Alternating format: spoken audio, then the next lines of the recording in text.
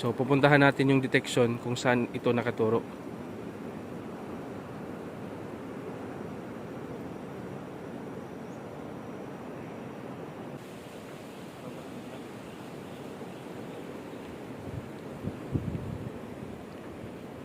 So sa locator natin guys, wala dito yung detection. Nandoon pa sa baba.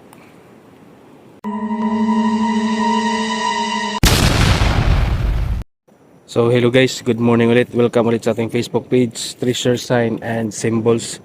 So dito pa lang guys sa daanan natin, may nakita na akong parang isang closed tunnel. Gusto ko ipakita sa inyo guys, itong nakita ko. Kasi itong bato na to, malaki yung bato. Tapos parang may nakaharang sa parang entrance niya. So palagay ko, baka ito'y isang butas na kailangan mo lang tanggalin yung harang para makapasok ka sa loob. Tingnan nyo guys, ipapakita ko sa inyo.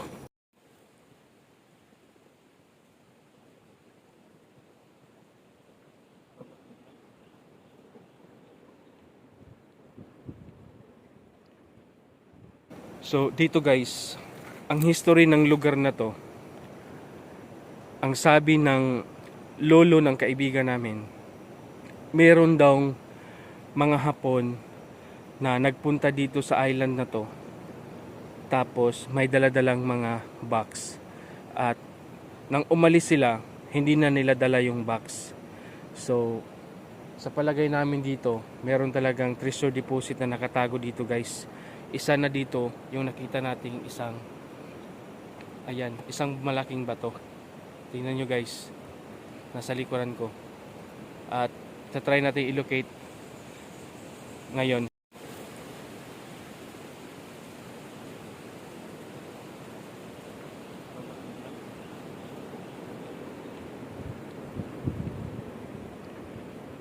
So sa locator natin guys, wala dito yung detection. Nandoon pa sa baba. Nandoon pa sa baba yung detection.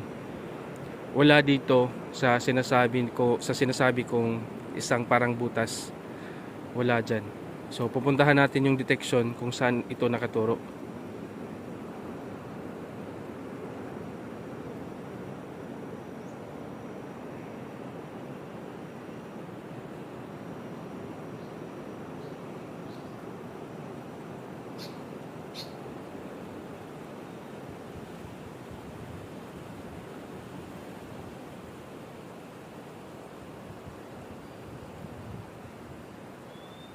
So guys, wala dito yung detection na sinasabi kong parang butas. Ang detection ng ating locator ay nandoon pa sa baba. So kailangan natin sundan yung locator kung saan yung tinuturo niya at pupuntahan natin. Pero dito guys, sinasabi kong parang butas, walang detection talaga. So kailangan natin sundan yung locator. So yun lang guys. Amping, God bless. Thank you sa inyong lahat.